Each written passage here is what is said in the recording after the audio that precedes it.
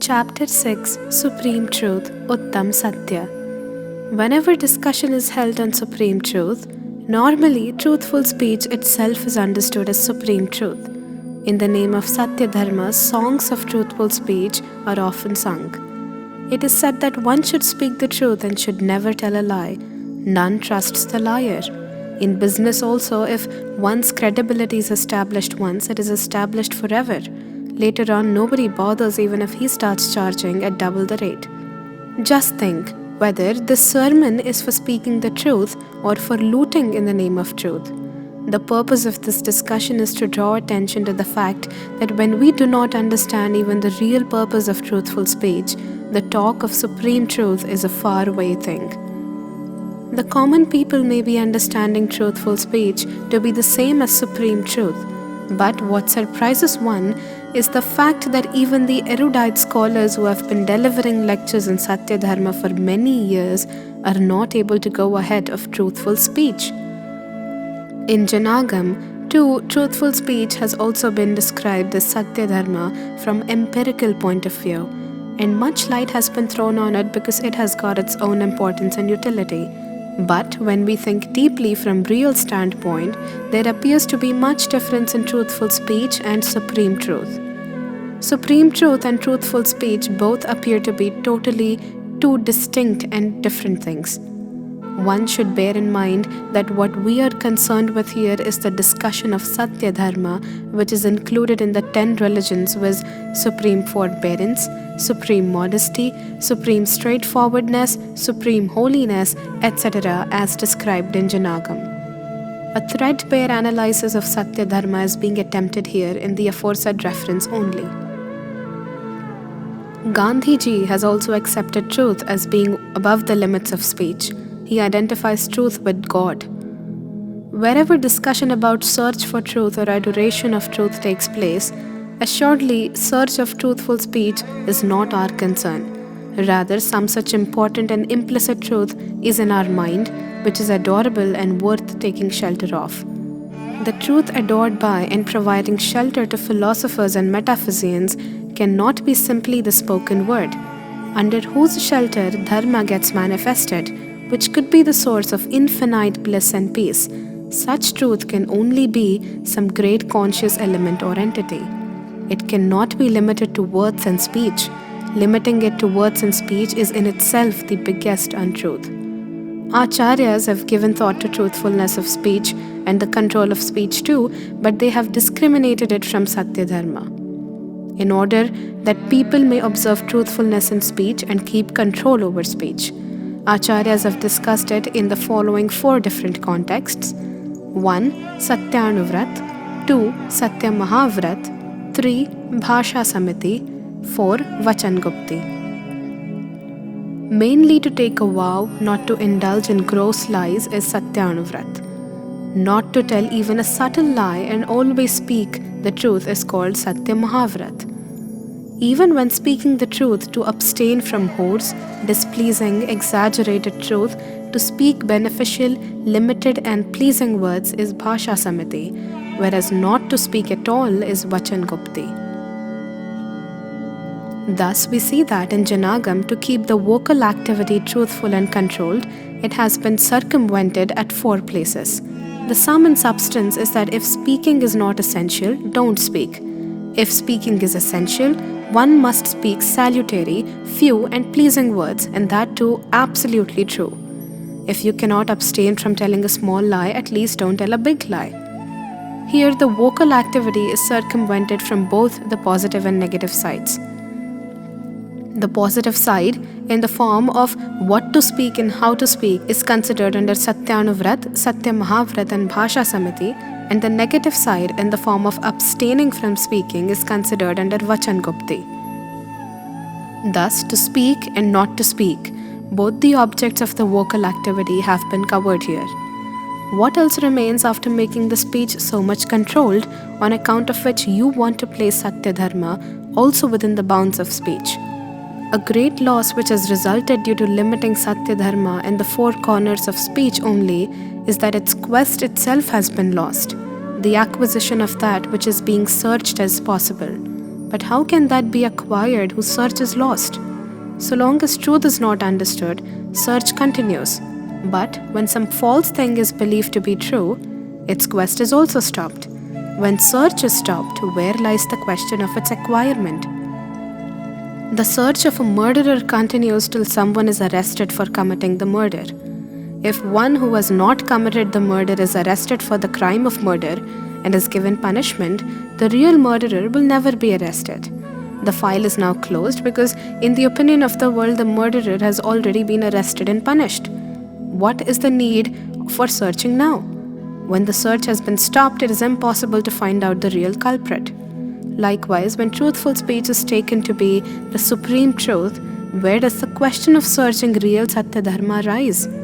The greatest loss that has occurred due to believing Satya Vachan to be Satya Dharma is that the quest for Satya Dharma itself has got lost. What is Satya Dharma? The inquisitive persons who do not know the answer to this will discover Satya Dharma sometime or other because their search is on.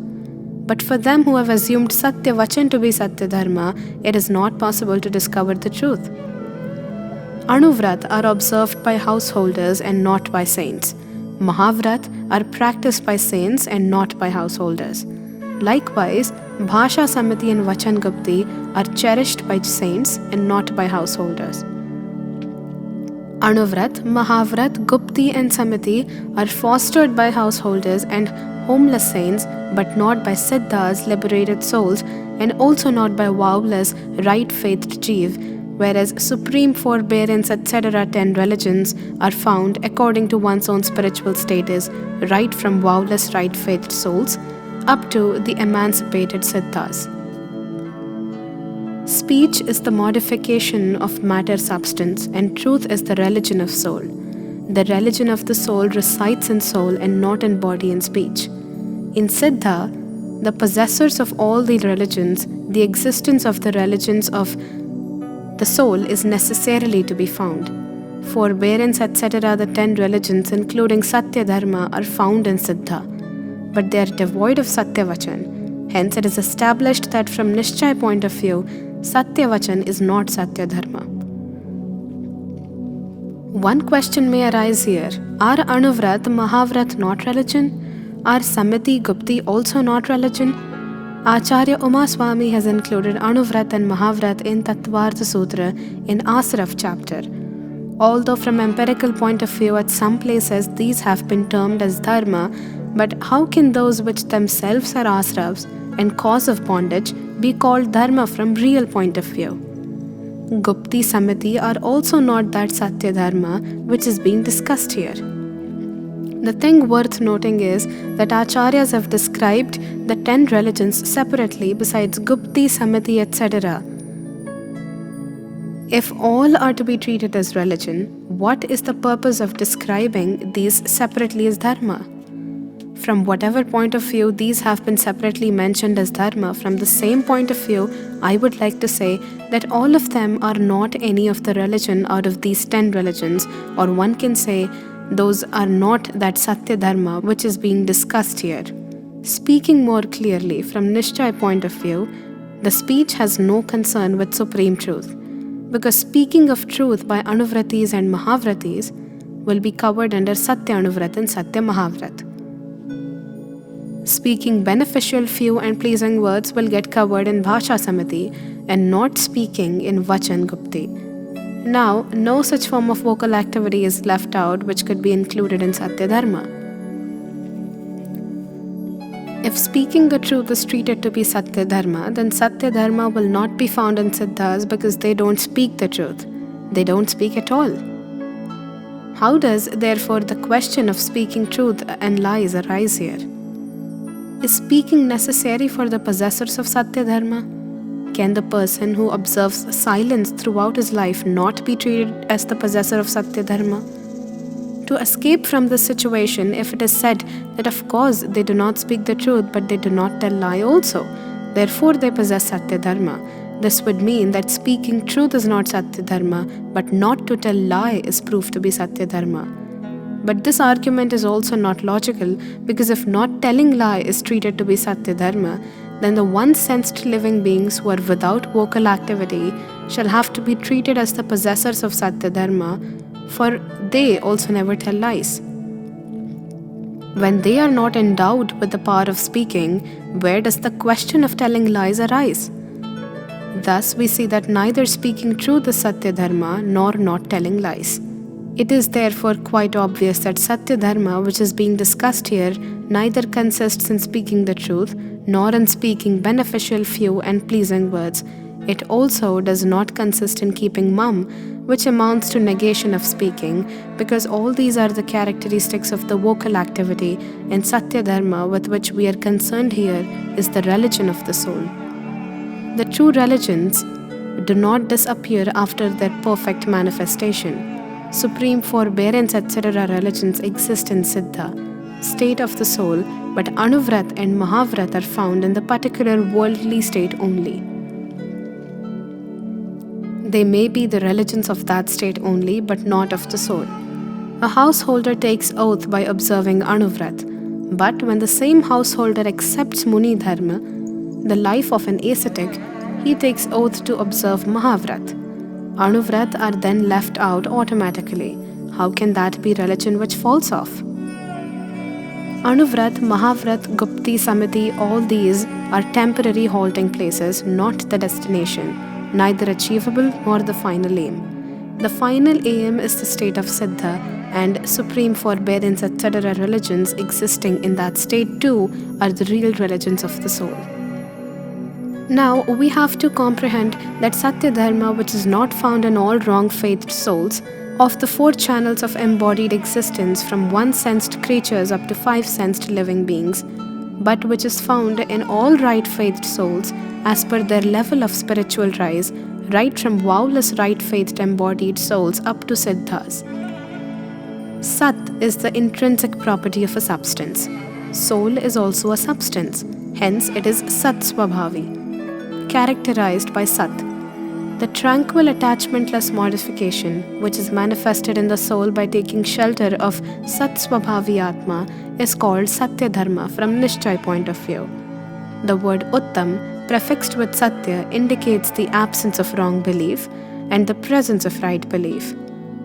The acquirement of right belief is impossible without the annihilation of wrong belief. So long as this Jeev does not understand the true nature of a substance, particularly that of the soul substance, the attainment of Satya Dharma is not at all possible. The question of the development and enrichment of a thing does not arise if it has not even been generated. Without self-realization, right comprehension of the soul substance is not possible.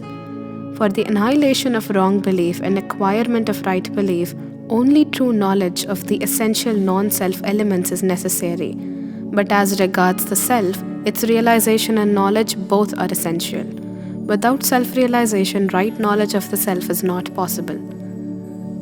Uttam Satya means passionlessness along with right belief and right knowledge. Speaking the truth is not at all Satya Dharma from Nishchay point of view. Simply knowing the truth and believing the truth are also not real Satya Dharma, because simply knowing and believing are respectively the modifications of knowledge and belief attributes, whereas Satya Dharma is the modification of conduct attribute, that is one of its phases. Supreme forbearance, etc. 10 religions are nothing but different aspects of Charitra itself. This point has already been explained in detail in the chapter of general discussion about 10 religions. Hence, let alone the talk of truthful speech, right belief and right knowledge too are not Satya Dharma, but the state of passionlessness emerging in conjunction with right belief and right knowledge is assuredly supreme truth from Nishchay point of view. Niyam is the name of conduct. Elucidating Niyam, Acharya Kunda writes in Niyamsar, Suha asuha vayana rayanam, rayadi bhava varanam kitcha, appanam jo jayadi, tassadu niyamam have niyama.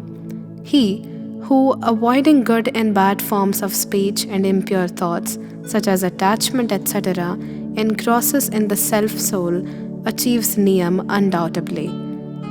Here too, religion in the form of conduct is stated to be the avoidance of vocal activity and passionate thoughts, etc.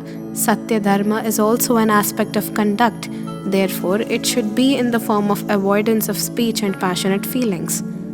Sat means that which exists. To know, believe a substance in the form in which it exists is the right belief.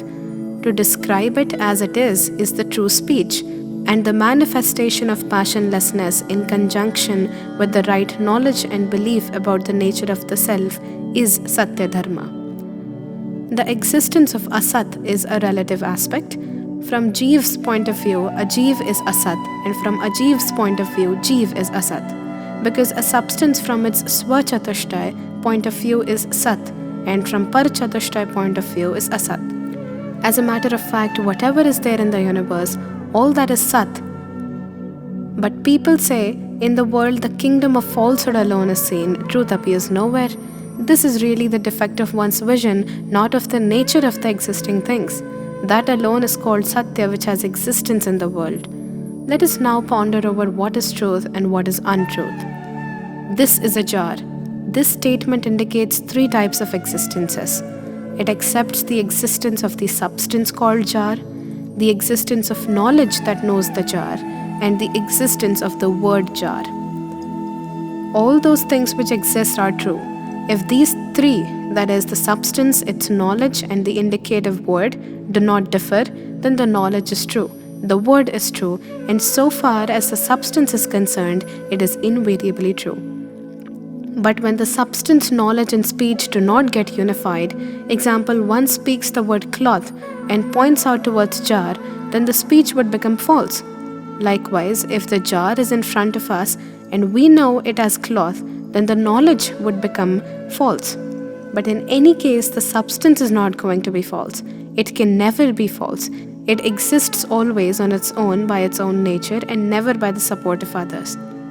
So it is clear that untruth is not in the substance, but it lies in the knowledge that knows it, in the belief that believes it, or in the speech that spells it out. Hence, I can say that except in the knowledge, belief, and speech of an ignorant soul, there is no existence of untruth in the universe. Everywhere there is the kingdom of truth only. As a matter of fact, the world is not yellow, but because we are affected by jaundice, the world appears to be yellow. Similarly, in the world there is no existence of untruth, but untruth has entered our vision so deeply that it appears in the universe. The word is not to be reformed. We have to reform our own vision and knowledge. The truth is not to be newly generated. Satya is already there. Whatever exists in true form only. Only it is to be known and believed correctly. Knowing and believing correctly is itself the acquisition of truth. And to achieve the state of passionlessness by acquiring the truth of the soul and overpowering attachment aversion is Satya Dharma. If I utter the word cloth to denote cloth, it is truth. But if I use the word jar to denote cloth, then it is untruth. By my telling jar, the cloth will not become jar. It will remain cloth. Where did the lie enter into the substance? Lie has entered into the speech. Likewise, if the cloth is known as jar, then the knowledge would become false but not the substance. Where lies the fault of cloth if I believe, proclaim, and know cloth is jar? The error lies in my knowledge or utterance. Mistake always happens in the knowledge or speech, not in the substance. The mistake should be corrected there where it lies. What is the advantage in trying uselessly to correct it where it does not lie? The spot is on the face, but it appears in the mirror. If someone cleans the mirror, the spot will not be removed. Rather, by cleaning the mirror, the spot will be seen more clearly. To remove the spot, the face should be washed.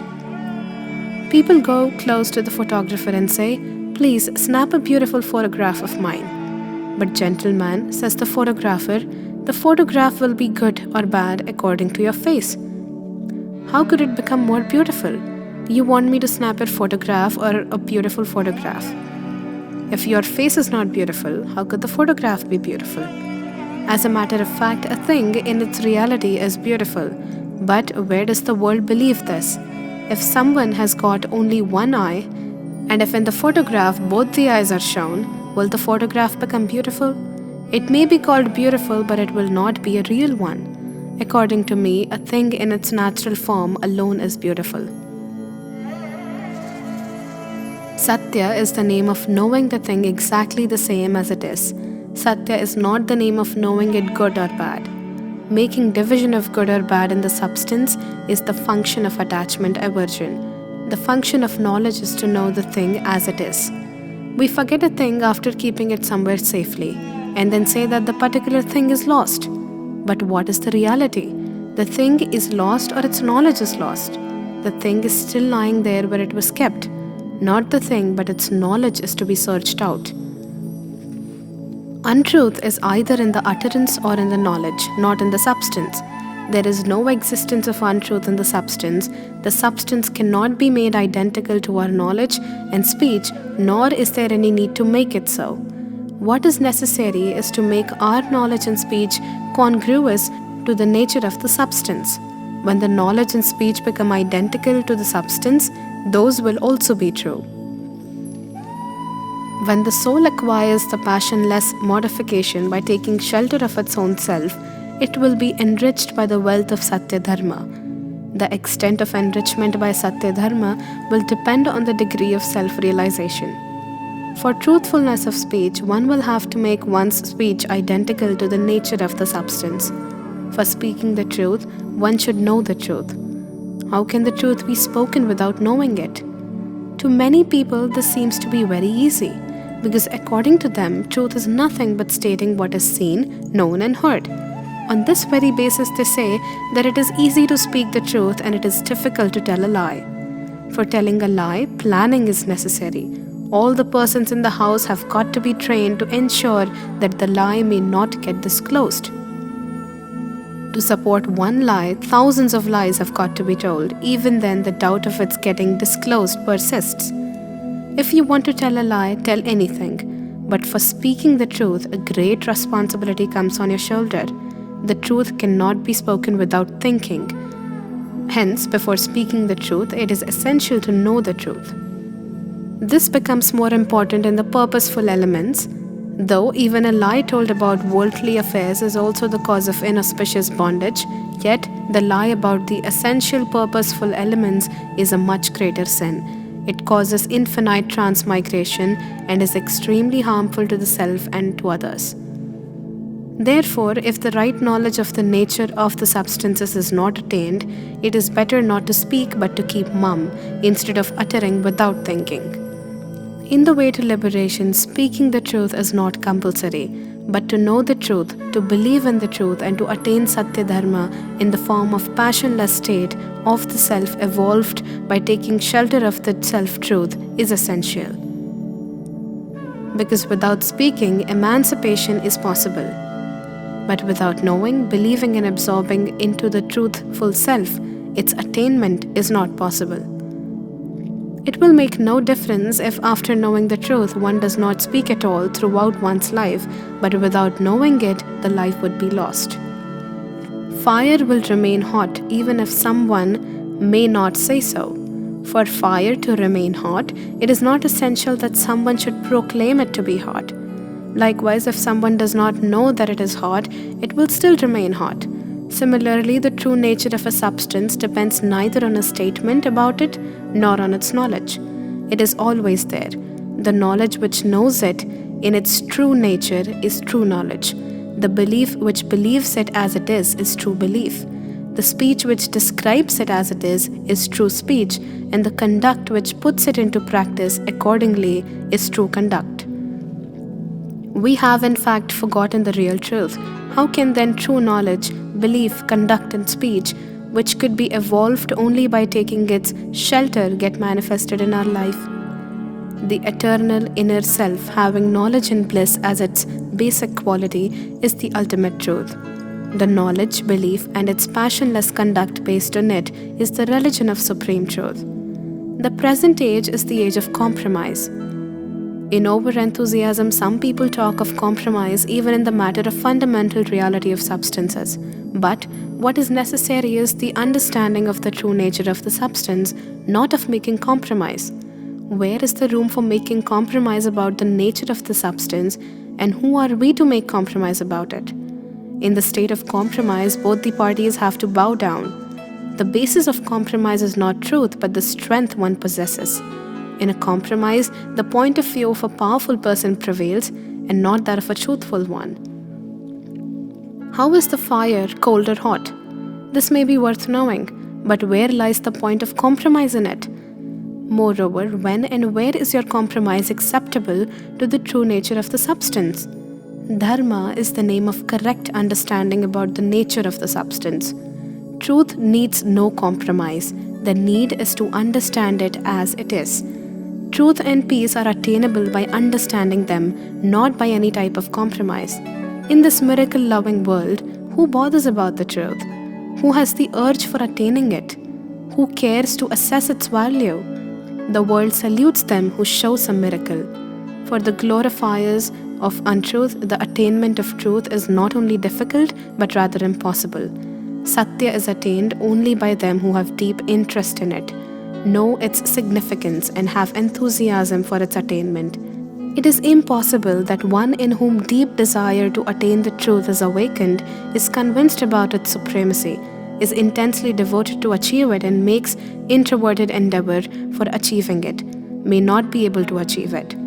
I now take repose with the divine spirit that all people be endowed with Satya Dharma in the form of passionless modification under the shelter of the eternal true nature of the Self-Soul.